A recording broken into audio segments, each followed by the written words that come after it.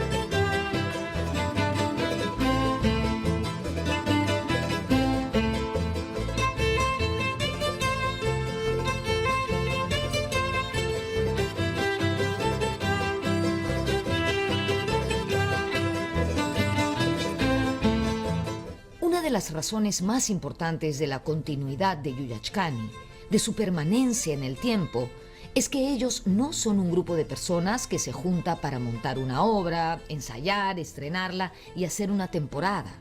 No, ellos hacen lo que se conoce como teatro de grupo, creación colectiva, una manera especial de hacer teatro, donde cada pieza potencia al conjunto y donde, como ellos mismos dicen, cada actor o actriz es responsable de lo que dice y hace en el escenario. El grupo es el modo de producción, el colectivo es el que manda, ¿no es cierto? Entonces, desde ese lugar es que uno investiga y uno se reúne, no para hacer una obra solamente, sino para pensar en un lenguaje, para pensar el país, para estudiar, para hacer un laboratorio permanente, ¿no?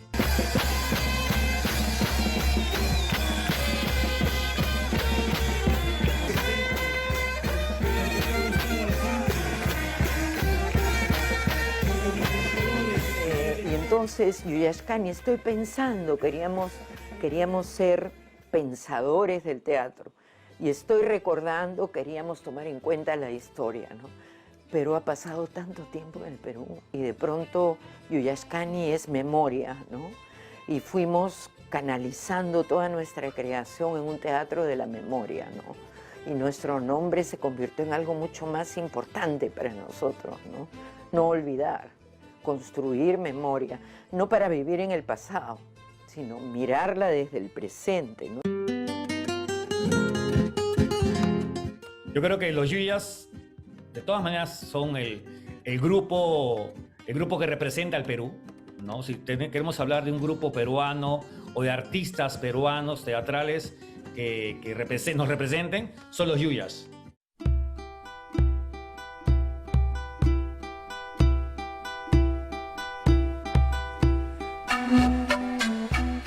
La obra comienza cuando mi personaje sale de esta bolsa para contar su historia. Mejor dicho, la hacemos juntos. La verdad es que mi personaje y yo tenemos un pacto tácito. Seguir contando esta historia cuantas veces sea posible.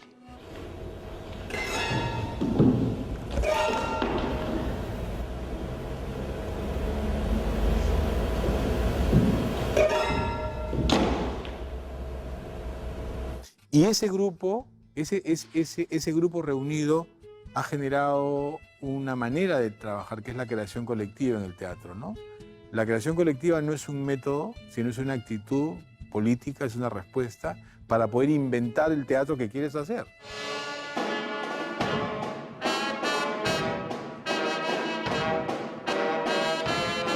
Desde un inicio nos propusimos ser actrices y actores múltiples, que supiéramos de todo un poco, ¿no? Porque para nosotros el teatro es como un arte mayor que hila.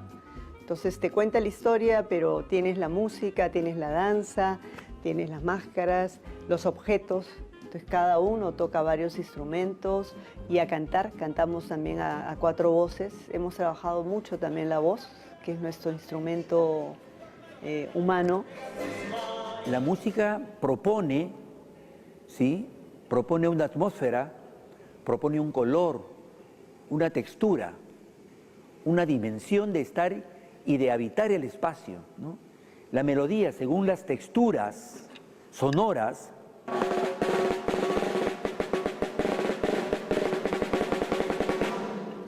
puede proponer un estado, puede proponer una manera de dialogar con esa melodía.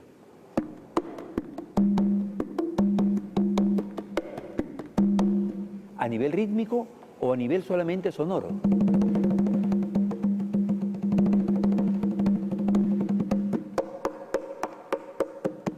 Como cuando voy al platillo y el platillo en su vibración me da un color, me da una textura y en la duración de su sonido.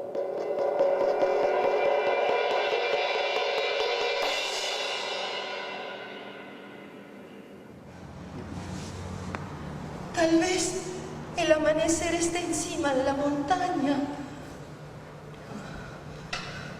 pero no tendrá la luz esplendente de mi sueño.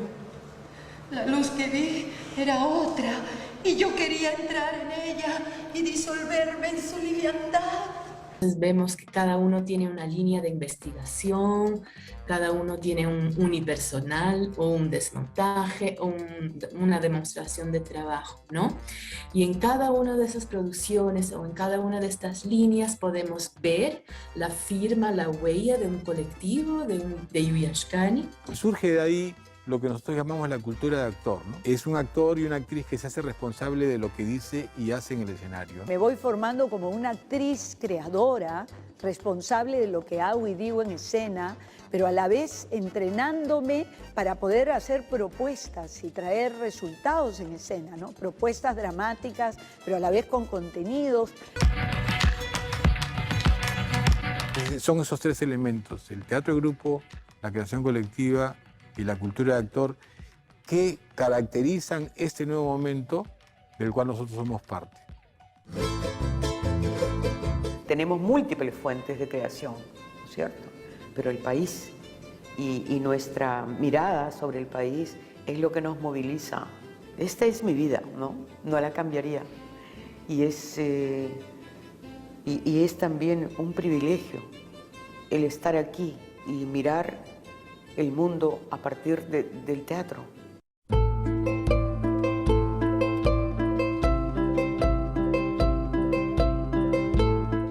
Yuyachkani nació en julio de 1971, formado por un grupo de jóvenes actores que a su vez eran parte de un grupo de teatro llamado Yego, dirigido por Carlos Clavo.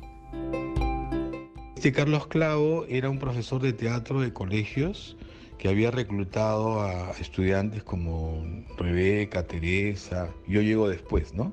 Y él comenzó a formar grupo, aprendimos esta noción de grupo. Creo que Yego fue una experiencia que nos nutrió mucho en el sentido de ir formando a un actor, una actriz físicamente, vocalmente, porque ninguno de nosotros salió de escuela.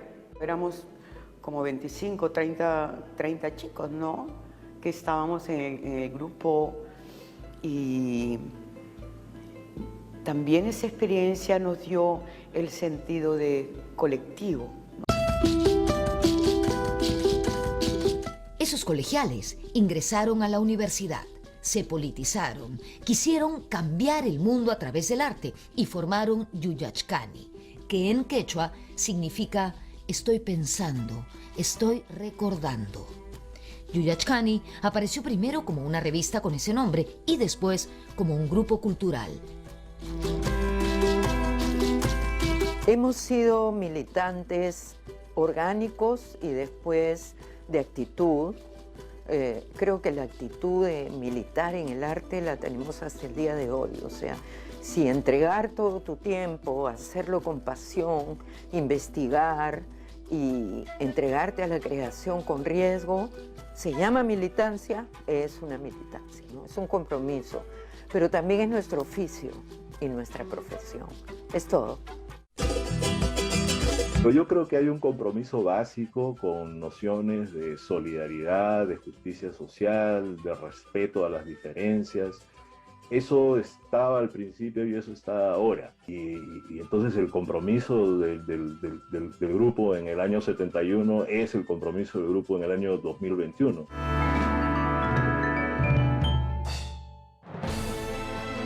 No se muevan porque volvemos con la primera obra de teatro que montaron los Yuyachkani.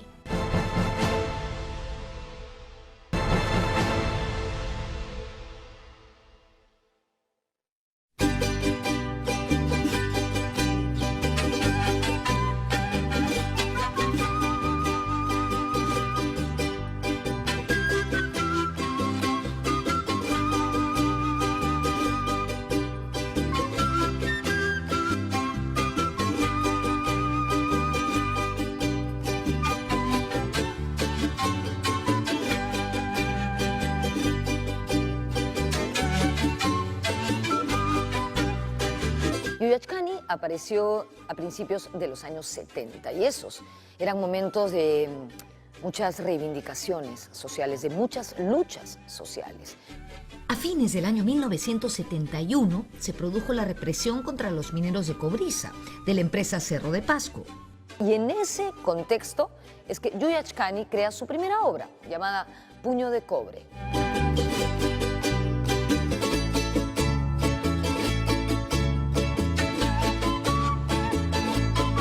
Cuando se da la huelga minera y vemos a los mineros en las calles, es que nosotros decidimos contar esa historia que estábamos viviendo, siendo testigos de los mineros en las calles, mineros de cobriza, y nos comprometemos con el Comité de Madres, con el Comando de Lucha de ellos, en hacer una obra para contar esa historia, ¿no? Y así surge Puño de Cobre y llegamos al Teatro Documento sin saber que existía el Teatro Documento a partir de mirar esta lucha y acercarnos a ellos, ¿no? Cuando fundamos Yuyachkani, el 19 de julio del año 1971, bueno, nos agarró un contexto social muy intenso, muy interesante, ¿no? Era la época del velasquismo, era la época de un gran movimiento de los sectores trabajadores y campesinos en el país. Y fue también nuestro ingreso a esta realidad. Nosotros nos fundamos con la consigna de crear un teatro para el público en general, no aquel que iba a las salas teatrales. Entonces, fue el contexto social lo que los impulsó a escenificar su primera obra. Desde entonces, eso se convirtió en una característica del grupo, dialogar siempre con la realidad, con su contexto, tomar claro partido por algo. La primera obra que queríamos hacer en el grupo era una obra que tratara el tema de la Guerra del Pacífico, porque sentíamos que era un pendiente en el imaginario peruano, ¿no? En el inconsciente colectivo, algo no resuelto. Y cuando estábamos empezando a estudiar para abordar la creación, sucedió un hecho social muy fuerte que llegó a nosotros, que fue la huelga de los mineros y metalúrgicos en contra de la Cerro de Pasco Corporation. Entonces llegaron los mineros a Lima en marcha de sacrificio, llegaron las madres, las esposas, hicieron ollas comunes, habían presos en el penal del Sexto. Íbamos a entrevistar a las señoras, ¿no?, a la Facultad de Medicina en San Marcos, que ahí tenían la olla común. Y los chicos fueron a la cárcel a entrevistar a los mineros, ¿no? Pero, y desde allí, digamos, de que lo vemos ahora, ¿no? Hemos sido siempre actores testigos de lo que sucede en el país.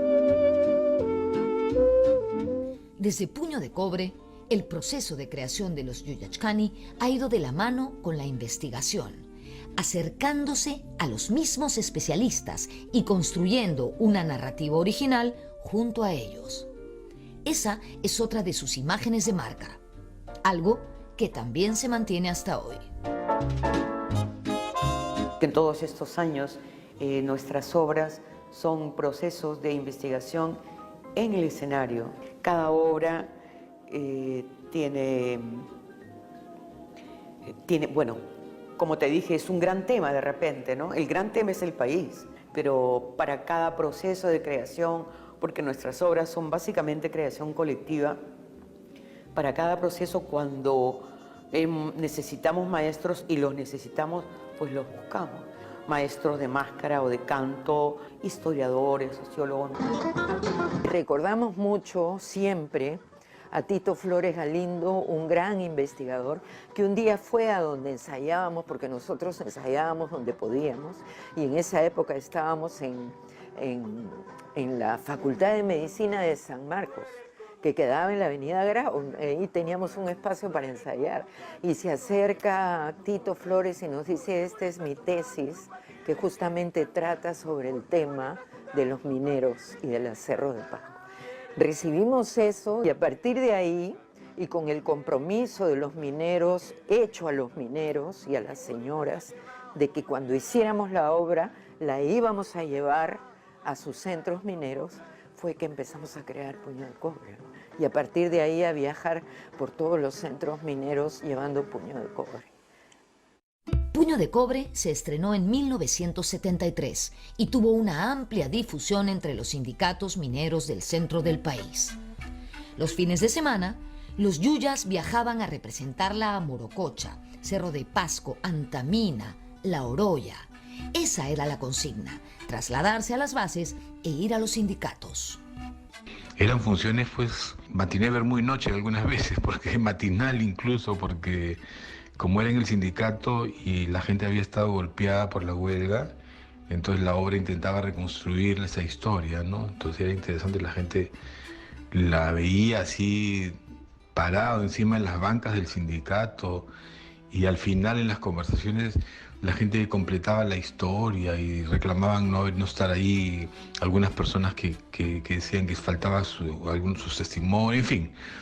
Eran discusiones de verdad muy estimulantes, muy buenas para construir eso que hemos llamado nosotros el actor testigo, ¿no? El actor que crea discutiendo con su tiempo y planteando a los nuevos espectadores lo que va viendo, ¿no?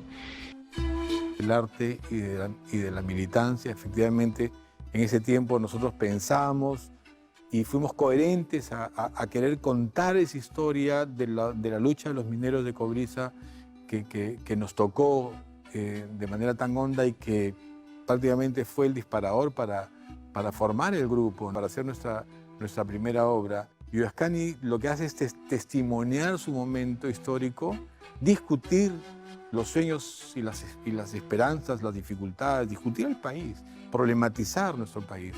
Por eso se llama Yuyachkani, ¿no? Estoy pensando y estoy recordando. Como hemos dicho, el antecedente de Yuyachkani fue el grupo de teatro Yego, donde se conocieron sus tres fundadores iniciales que hasta el día de hoy permanecen en el grupo. ¿Quiénes son? Las estupendas actrices, hermanas además, Rebeca y Teresa Ralli, y el director Miguel Rubio. cuando ellos todavía eran parte de Llego, solían visitar el barrio del Agustino para realizar ciertas acciones artísticas. Y en una ocasión fueron interpelados por unos jóvenes de ese lugar. Y ahí unos jóvenes de la Federación de Instituciones Juveniles del Agustino, en una de las funciones nos dijeron, bueno, si ustedes quieren hacer teatro para el pueblo, ¿por qué no vienen a hacerlo con nosotros? ¿Y por qué solamente vienen de visita, no?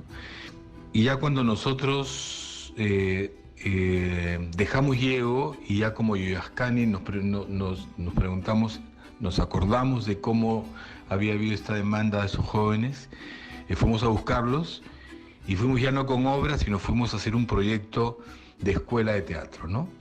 Interesante porque así como la formación nuestra es autodidacta, fue una escuela donde todos estábamos aprendiendo. Supuestamente los enseñantes y los aprendices estábamos en el mismo lugar, ¿no? O sea, compartíamos lo que íbamos estudiando, ¿no? Entonces fue un proceso bien interesante. Muchos años, todos los domingos, estuvimos yendo al Agustino a hacer trabajo con ellos, ¿no? Y a hacer las obras con ellos. Uno de los aportes principales de Yuyascani. Ciertamente no es una cosa que inventó Yuyascani. Ha habido en los años 60 y 70 esa propuesta, la del teatro de grupo y de la creación colectiva, atrajo a muchísima gente en América Latina, y hay otros grupos como La Candelaria, por ejemplo en Colombia, que han hecho lo mismo. Pero en el Perú ciertamente fueron tanto Yuyascani como Cuatro Tablas, ¿verdad? Los que propusieron esa manera de hacer teatro de grupo. Yuyascani, bueno, nace, ¿no? en un contexto, no está como solo en el mundo ni en la América Latina, ¿no? Está junto, tejiendo en festivales, en encuentros, ¿no? En talleres, en laboratorios, con otros colectivos, con otra gente que está pensando, que está como muy empeñado en inventar un teatro que hace falta, que en aquel momento no existía, porque los materiales que ellos tenían eran materiales de Europa o de Estados Unidos, ¿no? Y les hacía falta un teatro donde ellos pudieran hablar, ¿no? Sobre su país, sobre sus memorias. Yuyachkani formaba parte de un movimiento de teatro latinoamericano comprometido con reivindicaciones sociales, que recibió la influencia de maestros como Bertolt Brecht o Augusto Boal, entre otros, pero que, como estamos viendo, formaron su propio camino. En 1974, luego de Puño de Cobre, montaron su segunda obra, La Madre, basada en textos de Bertolt Brecht y Máximo Gorki. Ellos pertenecían al partido Vanguardia Revolucionaria. Se trataba, evidentemente, de un teatro militante. La primera etapa es una sucesión de obras que una llama a la otra. La primera, Puño de Cobre, habla del movimiento obrero. Entonces nuestra evaluación era que el fracaso del movimiento obrero fracasó esa huelga porque faltaba partido. Entonces, de acuerdo a la mentalidad del momento, hicimos la obra La Madre para hablar del partido. Brecht fue importante, pero era un alemán que hablaba sobre un contexto específico de Europa. Entonces, Yuyach, a partir de este contacto y del contacto con otros colectivos, fue beber de otras fuentes, ¿no? Y ahí ellos empezaron a desarrollar sus propias referencias, ¿no? Y ellos empezaron a hacer referencia también, creo, para otras personas, ¿no?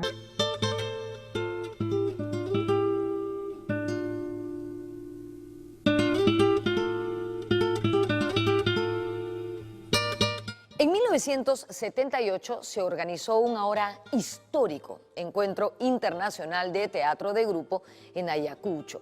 Fue organizado por el grupo de teatro Cuatro Tablas y allí participó también Yuyachkani. A este encuentro asistieron maestros de primer nivel de todas partes del mundo. Justamente por esos días se había convocado a un paro nacional y los yuyas que normalmente asistían a estas actividades decidieron esta vez ser parte de este encuentro en Ayacucho. Este intercambio abrió un nuevo momento en el teatro latinoamericano y por supuesto marcó un antes y un después en la vida de Yuyachkani porque Como dice su director, Miguel Rubio, hasta entonces su vínculo con el arte y el teatro era más bien retórico, es decir, como existía a nivel de discurso, pero no en la práctica. Desde ese momento ganaron en oficio, en problematizar su trabajo desde la práctica artística y no solamente desde la política. Yo entro al grupo en agosto de 1978 y coincidimos en el encuentro Ayacucho en Huamanga. Y en medio de ese paro nosotros decidimos formarnos, decidimos estar en un evento de arte porque considerábamos de que el teatro es un espacio no solamente que lo amábamos profundamente, sino que también a través del arte nosotros podíamos hablar de la memoria y hablar del país.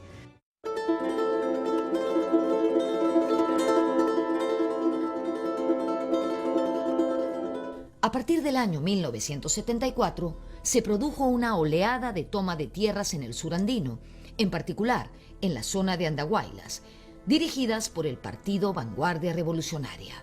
Yuyachkani fue testigo y protagonista de esos acontecimientos y decidieron contar esa historia a través del arte. En base a esa experiencia ideamos una obra, no era una obra, sino era una narración danzada, que se llamó Por el Camino de Andahuaylas, que era para contar acá en la ciudad lo que estaba pasando en el campo, ¿no? El año 1975 me incorporo a Yuyachkani. Entonces, dos integrantes de Yuyachkani visitan el Cusco tratando de entender cómo sería un mapa teatral en el Perú. Entonces, vengo a Lima y tengo la oportunidad de ver las primeras ideas que habían para crear una nueva propuesta que se llamaría Por el Camino de Andahuaylas. Por esas cosas de la vida, yo había estado en la universidad estudiando antropología, sociología e historia y había hecho un trabajo de campo en Andahuaylas justamente. Y entonces me incorporé fácilmente a esta posibilidad de contar una historia desde la ciudad de Lima, haciendo alusión a problemas que habían en el campo, ¿no?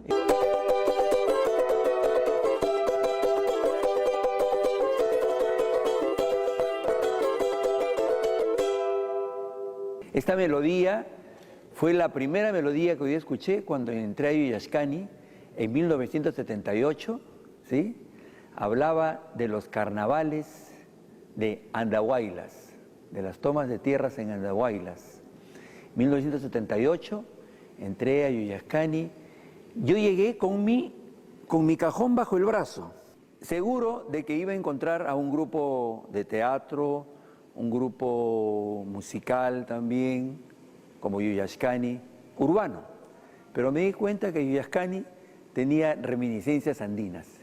Entonces me sentí correspondido. Sentí que dialogaba con mi propia memoria, ¿no? Mi abuela andina, quechohablante, mi mamá igual. Entonces sentí que había toda una correspondencia, me sentí gratificado. Y lo primero que aprendí fue este bonito, este carnaval, ¿no? Este carnaval que habla justamente de las fiestas en Andahuaylas, ¿no?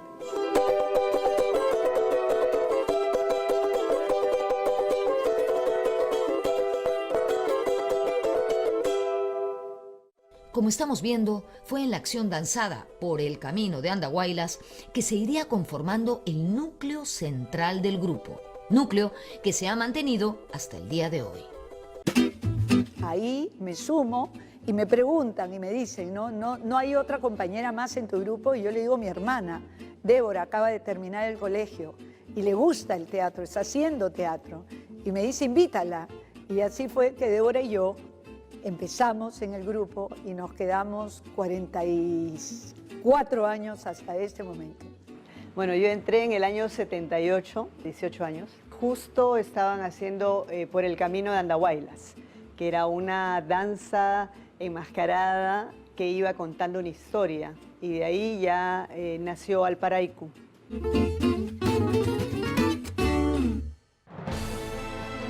Volvemos con el trabajo de las mujeres dentro del grupo cultural Yuyachkani.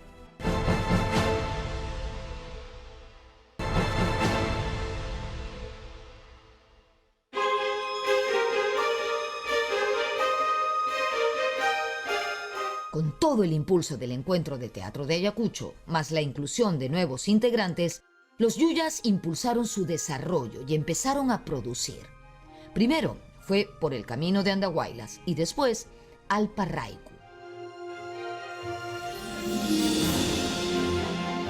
Y ya en 78, principios de 79, estrenamos la obra Alpa Raiku en quechua, que quiere decir Alpa Raiku, o sea, por la tierra, con el subtítulo que decía como una fiesta en el campo, ¿no? Era una celebración victoriosa de la toma de tierras y contaba cómo había sido eso. Entonces fue la primera obra que tiene que ver con el movimiento campesino. Alpa Raiku fue la obra que tuvo mayor difusión hasta ese momento y con la que salieron del país por primera vez. Se fueron hasta Los Ángeles y después a Centroamérica. Además, fue la primera obra en que introdujeron un fragmento en quechua. La puesta empezaba con eso. Era un texto de José María Arguedas, un poema en homenaje a José Gabriel Condorcanqui Túpac Amaru II. Túpac Amaru Amaru Churin, apus alcantay paritin mantaruasca, yantuikin, apusuyu sombranjina son jorurikupi, mastarikuj mai pachacama, kamka, karuta, amaru ñawikiwan, wamancha kancharikiwan jabarkanki, kaipin kasiani, manawañuspa, kaparispa. Con Alpa Raiku, el grupo adquirió una nueva estética, una nueva teatralidad, que tenía que ver no solamente con la introducción del idioma quechua en el espectáculo, sino con todo lo que significaba y significa hasta hoy, por supuesto, la fiesta andina, las canciones, las danzas. Además, buscaban romper con la dramaturgia clásica, lineal, proponiendo una estructura fragmentada para el espectáculo.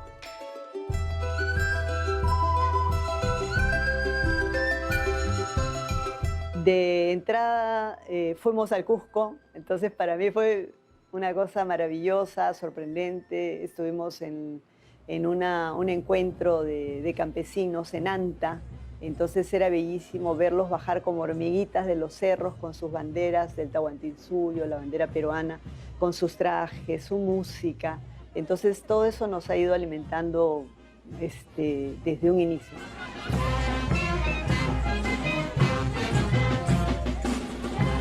Como dice Peter Elmore, la fiesta andina se le revelaría a Yuyachkani como la matriz de una teatralidad popular que señalaba un modelo de formación, el del actor integral, que representa personajes, danza, toca instrumentos y es incluso un artesano capaz de confeccionar máscaras. Recuerdo haber aprendido a bailar, a tocar con mis compañeros tarcas, sicuris y a hacer música.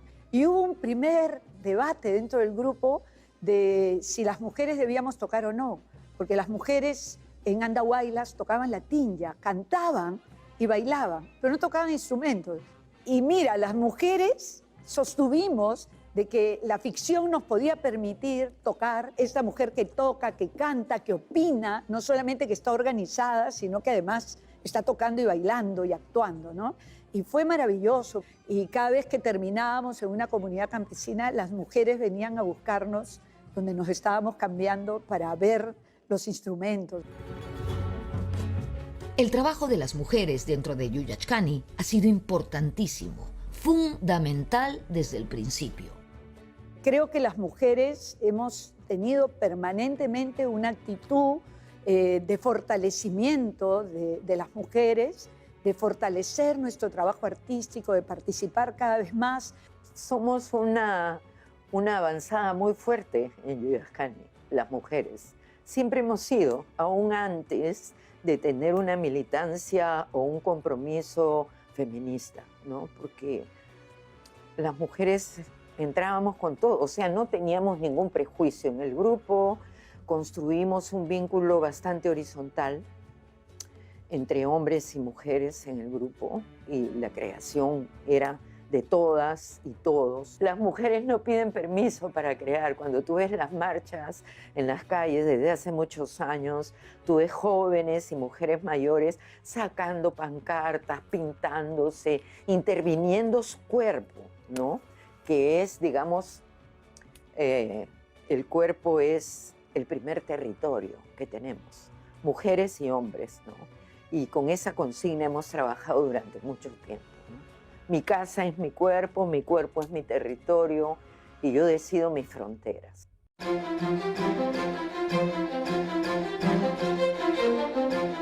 En 1982, el grupo realizó una gira por varios países de Europa y luego de ese periplo se plantearon la idea de la profesionalización, es decir, la posibilidad de vivir del teatro.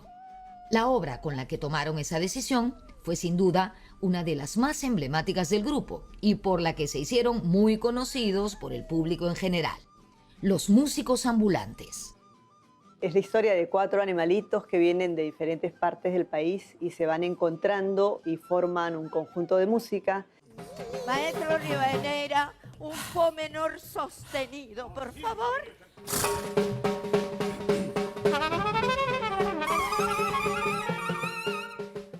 Entonces, para crear ese espectáculo, justo habíamos tenido una gira a Europa y cuando regresamos dijimos, ¿quién quiere dedicarse al teatro, vivir del teatro?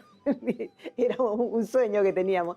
Entonces, los que decidimos quedarnos y hacer ese trabajo, formamos, bueno, los 4 animales y los músicos, ¿no? 2 músicos que están afuera, que son los humanos, que están al servicio de estos animales humanizados. Quisimos que cada personaje tenga una identidad cultural. Entonces, de esa manera, el burrito era el jefe andino, ¿no? Como la sabiduría, el ancestro, la memoria. Me estoy yendo de mi tierra. Allá el patrón me mandó que trabajara toda mi vida, día y noche, como burro de carga. ¿Y él qué nos daba? Nada, hasta la comida, el forraje teníamos que buscarla nosotros, en las pampas o trotando cerros. Luego la gallina, una súper adulta, una adulta mayor, afroperuana. Poquito más, poquito más, poquito. Eso negra. El perrito norteño y la gata que me tocó a mí, amazónica. Ese corazón de la selva blanco, busco en la ciudad la libertad que no tengo. Vivía con mi patrona ricachona, mentirosilla resultó la vieja mona, que me besaba y me mimaba por montones, solo pa' que le mate sus ratones. Entonces era un poquito representar la diversidad que teníamos en el país. Hubo un tiempo en que yo personalmente ya la quería guardar, decía, ¿cómo vamos a seguir haciendo? Hay que hacer otra obra, pero ella peleó por seguir esta obra, ¿no? Y de pronto vino la reflexión, ¿no? Y darme cuenta que a mí como actriz me ha dado lecciones impresionantes.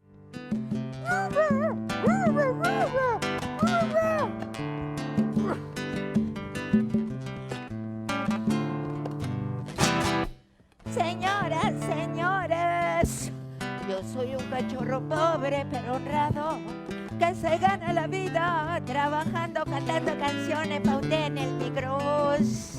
Yo no soy un cachorro malogrado que mete la mano en el bolsillo ajeno. El público siempre la pide y en los momentos más duros del país, más tristes, músicos ha sido como la alegría, ¿no? Y la gente se identifica, porque también tiene mucho mensaje, ¿no? Porque es como somos los peruanos también, somos tan diversos, nos amamos, nos odiamos, nos peleamos y nos volvemos a juntar.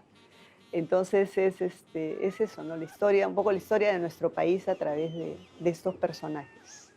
Si empezamos a pelear, ¿dónde vamos a parar? Si mi ritmo no les gusta, andar solo no me asusta. Si empezamos a pelear, no podremos continuar. Si mi ritmo no les gusta, andar solo no me asusta. Y el vínculo con el público, que ha sido alucinante a lo largo de los años, ¿no? Porque cuando empezamos a hacer esa obra era solo para niños. Y fuimos a dar la primera función a un grupo de niñitos y todos lloraron como locos, aterrados con las máscaras, ¿no? Entonces, esa fue nuestra primera enseñanza, ¿no? Cómo generar el vínculo del afecto con el espectador, ¿no? Y la espectadora. Este burrito es trabajador, yo les juro, trabajador. En Los Músicos Ambulantes, el grupo integró un elemento que venía trabajando desde el principio, el uso de la máscara. Y nos tocó aprender a tocar instrumentos. Eso hemos ido haciendo con cada obra, de acuerdo a la necesidad, hemos ido aprendiendo. Y en este caso usar la máscara, era más intuitivo el uso de la máscara que hicimos. Luego ya con los años hemos ido aprendiendo, ¿no? Esta ha sido basada en la media máscara de la comedia del arte italiano, que te permite hablar, ¿no? Es la máscara parlante, y donde tus ojos forman parte de la máscara. Entonces fue un reto para nosotros el poder trabajar con la máscara y darle vida a ese personaje. Entonces teníamos por un lado toda la riqueza cultural de cada personaje. Cuando el lomo ya no aguanta, otra vez volver a empezar. Zaratas, papas, capas, y leñapas. Regresamos con lo último del programa.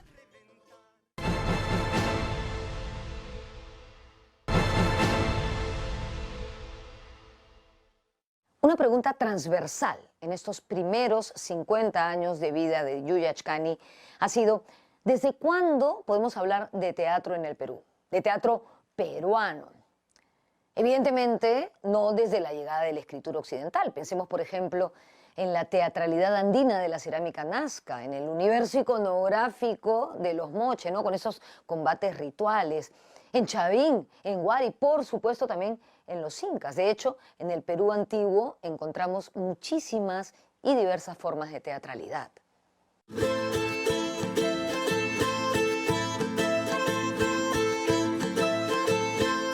Creo que reivindicar esas otras escrituras en sociedades como las nuestras, que no han tenido escritura literaria, ha sido muy importante para ver qué codificación, qué memorias guardan esos actores danzantes en situación de representación. Entonces, en esa zona entre decir, en el acto de habla y el de bailar y de pensar en otras escrituras, es que la máscara y el actor danzante, que es el principal animador de la fiesta, ¿no?, nos ha permitido mirar otras presencias, otras calidades de energía, otros niveles representacionales.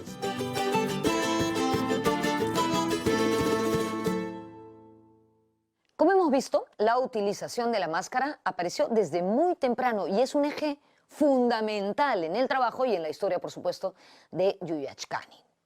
Desde los primeros viajes con puño de cobre, la máscara se convirtió en un elemento principal de la propuesta escénica del grupo.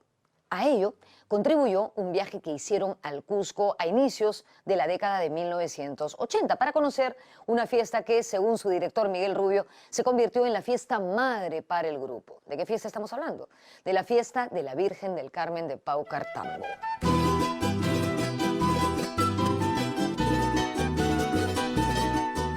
Hemos recorrido mucho nuestro país y hemos encontrado mucha tradición de máscara y mucha teatralidad con esos personajes en el Valle del Mantaro, en Puno y sobre todo en Cusco, en Paucartambo.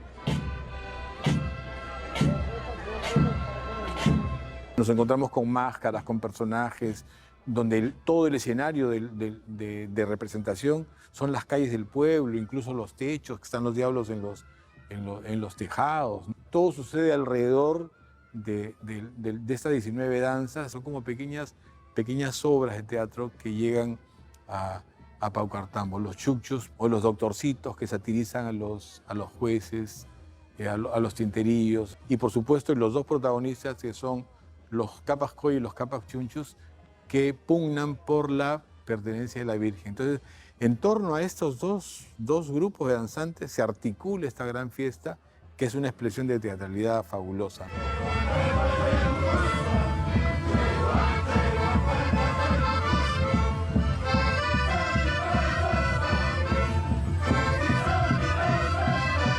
La máscara es un intercambio que hacemos, la actriz, el actor con la máscara, ¿no?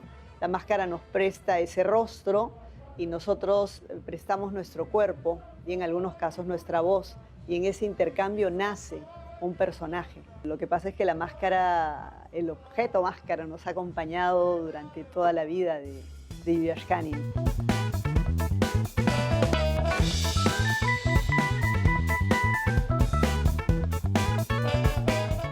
los lugares más representativos de la casa de los Yuyachkani en Magdalena es la Sala de Máscaras, lugar desde donde se han dedicado a resguardar, enseñar y recrear ese instrumento que forma parte de su historia misma. Aquí en la Sala de Máscaras tenemos un pequeño museo con algunas máscaras peruanas. Por ejemplo, tenemos de Puno, de la Diablada puneña, ¿no? Toda colorida. Acá tenemos al Moreno, de la Morenada, Rey Moreno. Por acá tenemos Cusco, Sajras de Paucartambo. Este es otro Sajra de Pisaj, también de Cusco. Por allá hay otro Sajra, Chapish, del Valle de Mantaro. El Huacón, de Mito, que en el caso del Huacón, cuando llegan los españoles, los cronistas registran la palabra máscara como Huacón. Por acá tenemos Andahuaylas, Valle de Mantaro, Chapish, de Paucartambo, de Cusco.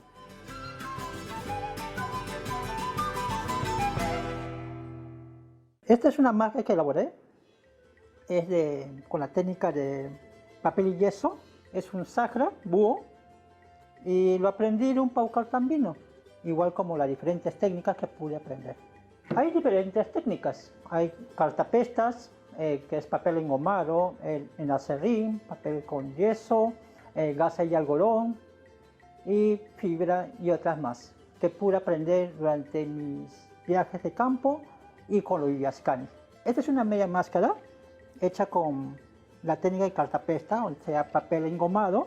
Es una máscara parlante porque solamente te cubre la mitad del rostro y puedes hablar, ¿sí? Y puedes ver por estos orificios que tienen acá. Esto casi es una lagartija.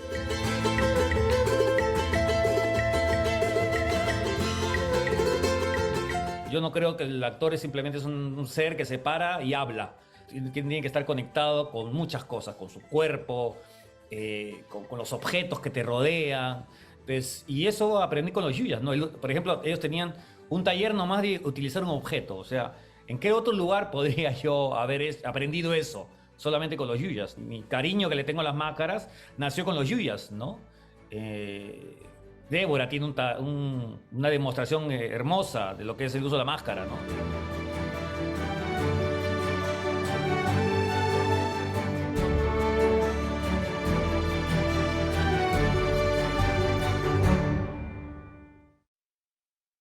Para terminar este primer programa sobre los 50 años de historia del grupo Yuyachkani, queremos dejarles 3 ideas. La primera, Yuyachkani surge en un momento muy especial de nuestra historia, con muchas luchas sociales, con muchas reivindicaciones sociales. Segundo, y producto de lo primero, las obras del grupo siempre responden a su momento histórico, están en contacto con la realidad y en permanente diálogo con ella. Y tercero, el grupo persigue siempre romper las formas del teatro occidental y para ello su acercamiento a la teatralidad andina es vital, ¿no? Estar cerca de ese riquísimo universo que ella ofrece. Esta historia continuará, así que nos vemos en la próxima.